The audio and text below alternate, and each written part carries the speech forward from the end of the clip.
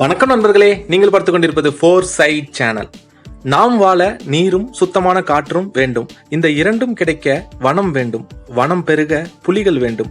நாம் வாழ வேண்டுமெனில் புலிகளும் வாழ வேண்டும். இத்தகைய புலிகளில் தினம்தான் இன்று ஜூலை 29. இந்த வீடியோவில் சர்வதேச புலிகள் தினம் கொண்டாடப்படுவதற்கான நோக்கம் மற்றும் அதன் வரலாறு ஆகியவற்றை தெளிவாக காணலாம்.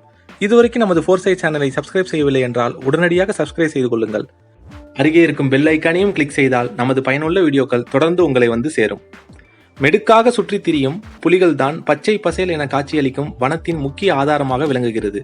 உணவு சங்கிலியில் முக்கிய பங்கு வகிக்கும் புலிகளின் எச்சங்கள் தான் பூஞ்சை காளான்களை உருவாக்கி பல்லுயிர் பெருக்கத்திற்கு வழிவகுக்கின்றன. இதனாலேயே புலிகள் கொடிக்கப்பல் உயிரினம் என அழைக்கப்படுகிறது.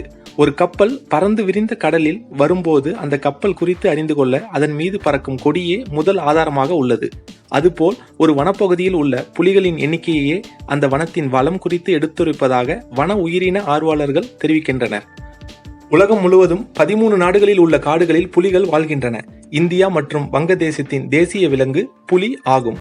19ஆம் நூற்றாண்டில் இவ்வுலகில் லட்சத்திற்கும் அதிகமான புலிகள் இருந்ததாக ஆய்வுகள் தெரிவிக்கின்றன. அவற்றில் 97% அழிந்து தற்போது வெறும் ஆயிரக்கணக்கான என்ற எண்ணிக்கையில் புலிகள் குறைந்து விட்டது.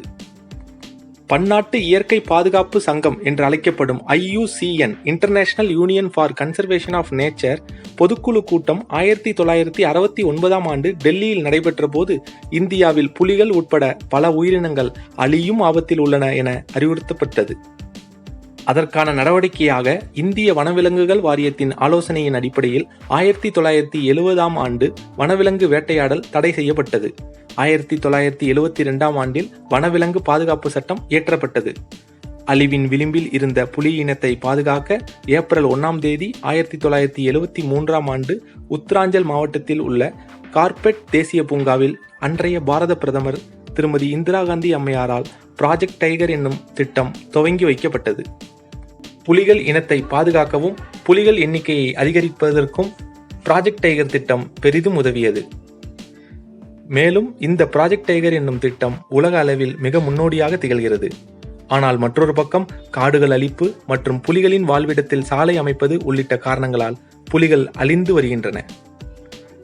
புலிகளின் எண்ணிக்கையை தொடர்ந்து குறைந்து வருவதை கருத்தில் கொண்டு கடந்த 2010ஆம் ஆண்டில் ரஷ்யாவில் இது தொடர்பான இந்தியா உட்பட 13 நாடுகள் பங்கேற்ற சர்வதேச மாநாடு நடைபெற்றது.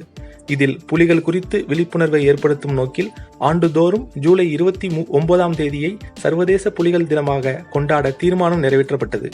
இதனைத் தொடர்ந்து ஒவ்வொரு ஆண்டும் உலக புலிகள் தினம் கடைபிடிக்கப்பட்டு கொண்டாடப்படுகிறது. எனவே நாம் வாழ வேண்டும் என்றால் புலிகளும் வாழ வேண்டும். புலிகளை பாதுகாப்போம், வனத்தை பாதுகாப்போம். இந்த வீடியோ குறித்த சந்தேகங்களை கமெண்டில் குறிப்பிடவும். உங்கள் கருத்துக்கள் வரவேற்கப்படுகின்றன.